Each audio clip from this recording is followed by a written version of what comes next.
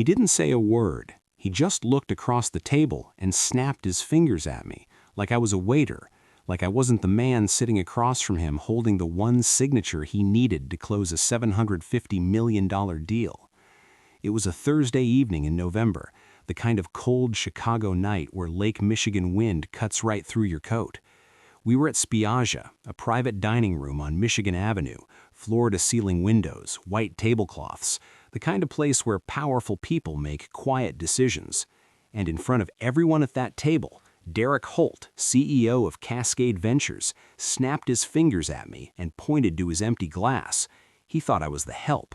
He was wrong, and by 8 the next morning, he would understand exactly how wrong he was. If you've ever been dismissed by someone who thought they were above you, hit like and subscribe, because this story is for you. What they didn't know was, I had been waiting for a moment exactly like this. My name is Frank Calloway. I'm 62 years old. I spent 31 years in private infrastructure finance, the kind of work most people never hear about, but everyone benefits from. Highways, water treatment plants, municipal bridges. I wasn't flashy, never wanted to be.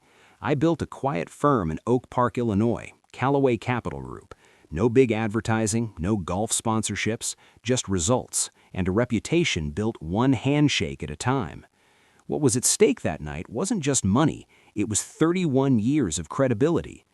Derek Holt had called me 3 weeks earlier. His company, Cascade Ventures, was trying to close a massive infrastructure deal with the city of Chicago, $750 million, a long-term contract to rebuild 6 aging highway corridors across Cook County. Big money, big visibility, and he needed our firm to co-sign the financing structure. Without us, the deal couldn't move forward. The city required a certified capital partner with our specific bond ratings. He needed me. He just didn't know it yet when he picked up that dinner. I had flown in that afternoon from a meeting in Dallas. I was tired. I was wearing a simple gray blazer, not a suit, no cufflinks, no pocket square. I looked ordinary, and something about that bothered Derek Holt before I even opened my mouth. I noticed it the moment I sat down, a slight tightening around his eyes, a half-second pause before he extended his hand. Something felt off from the very beginning, but I said nothing. I just watched. Dinner started smoothly enough. Derek did most of the talking. He was the kind of man who filled silence like it was a threat. Loud laugh, big gestures. The other 2 men at the table, his legal counsel and his city liaison, laughed at everything he said. I nodded. I asked questions. I let him perform. Then the sommelier came by to refill the wine glasses. He skipped mine. Small thing, honest mistake. I didn't react. But Derek noticed, and something shifted in his face, like a light flickering on. That's when it happened. He picked up his own empty glass, looked directly at me, and snapped his fingers, 2 sharp snaps, then pointed at the glass. The table went quiet. The city liaison looked down at his plate. Derek's lawyers studied the menu, and I sat very still. I didn't feel anger, not at first. I felt something colder than anger. I felt clarity. I thought about my father. He spent 40 years working the overnight shift at a steel mill in Gary, Indiana. He wore the same brown jacket every winter for 12 years. He never once complained. He used to say, "Frank, the man who mistakes your silence for weakness is the man doing you a favor." I set my water glass down slowly. I looked at Derek Holt. And in that moment, quietly, privately, without a single word, I made a decision. He had just made the most expensive mistake of his professional life. I didn't leave the dinner. That would have been too obvious, too emotional. Instead, I finished my meal. I made polite conversation. I even smiled when Derek told a story about his first deal in Phoenix back in 2003. I let him believe everything was fine. When we said goodbye outside on Michigan Avenue, Derek shook my hand firmly. "Great evening, Frank. Let's finalize the paperwork next week." "Absolutely," I said. I meant it, just not in the way he thought. Back at my hotel room at the Marriott on Wacker Drive, I sat by the window for a long time watching the Chicago river lights reflect off the water. Then I opened my laptop. I had 2 phone calls to make the next morning. Both were to people Derek Holt had never met, people I'd worked with quietly for over a decade. Was the snap intentional, or had he genuinely mistaken me for the help? It didn't matter.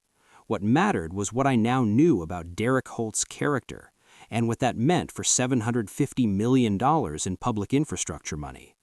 I've been in this business long enough to know one thing. How a man treats someone he thinks is beneath him is exactly how he'll treat a city full of taxpayers when no one's watching. If you believe character reveals itself in small moments, subscribe, because what happens next proves it in the most powerful way. And drop a comment. Have you ever been underestimated by someone you needed? Tell me below. The next morning, I made my first call at 7 a.m. to Margaret Chen, a senior compliance officer I'd worked with for 9 years at the Illinois Department of Transportation. I didn't complain. I didn't tell the story about the finger snap. I simply asked her one question. Margaret, has anyone done a full governance review on Cascade Ventures project leadership before the city finalizes this contract? She paused. Not a deep one, she said. I think you should, I told her. I have some concerns about judgment at the executive level. Nothing I can prove on paper, just a strong professional instinct. Margaret trusted my instincts. She always had. 3 days passed. Derek's office sent over the preliminary paperwork. Clean, organized. His legal team had done solid work. But on day 4, Margaret called me back. Frank, she said, you were right to flag this.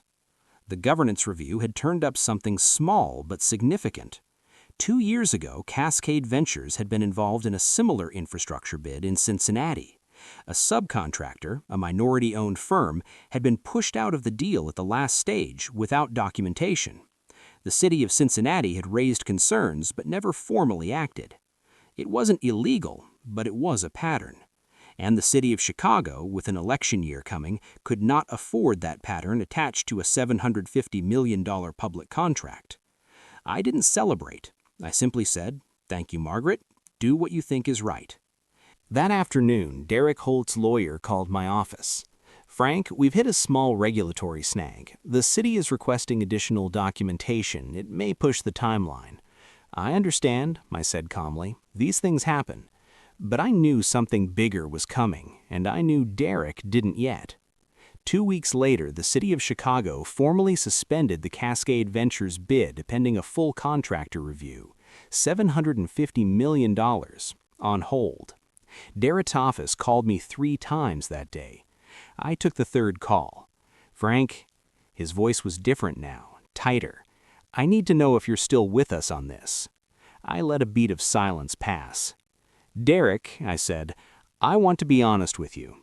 After our dinner, I had some concerns about long-term partnership alignment. I shared those concerns with the appropriate people." Another silence, longer this time. "What concerns?" he asked. "Character concerns," I said simply. He knew. I could hear it in his breathing. "You did this," he said quietly. "I asked the right people to ask the right questions. That's all I did." Here's the irony that stayed with me long after that call ended. Derek Holt had spent that entire dinner performing power, big voice, commanding the room, signaling status with every gesture, and the one person he decided to dismiss, the quiet man in the gray blazer who looked like he didn't belong, was the only person at that table who actually had the power to make or break his deal. He snapped his fingers at the one man he could never afford to disrespect. The Cascade Ventures deal never recovered. A different firm won the Chicago Highway contract 6 months later, one with a cleaner governance record and a CEO who, from what I heard, actually knew the names of every person on his team. Derek Holt stepped down from Cascade Ventures the following spring. I read about it in the Tribune, a short paragraph, no drama. As for me, I went back to Oak Park, had Thanksgiving dinner with my daughter and her kids in Naperville, watched football, raked leaves in the backyard the next morning. Life didn't change for me. It never needed to. My father was right. The man who mistakes your silence for weakness is doing you a favor. He's showing you exactly who he is before you've committed to anything. Arrogance always leaves a receipt. Derek Holt paid his in full.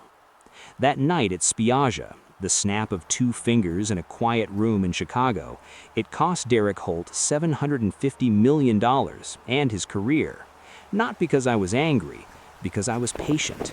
There's a lesson I've carried my whole life from a steel mill worker in Gary, Indiana, who wore the same brown jacket for 12 winters. The most powerful person in any room is often the quietest one. You don't have to announce your worth. You don't have to defend your dignity loudly. You just have to know your value and let the other person's actions write the ending. Derek wrote his own ending the moment he snapped his fingers. I just made sure the story got finished. Here's what I want to ask you today. Have you ever been in a room where someone dismissed you and it turned out to be their biggest mistake? Tell me in the comments. I read every single one.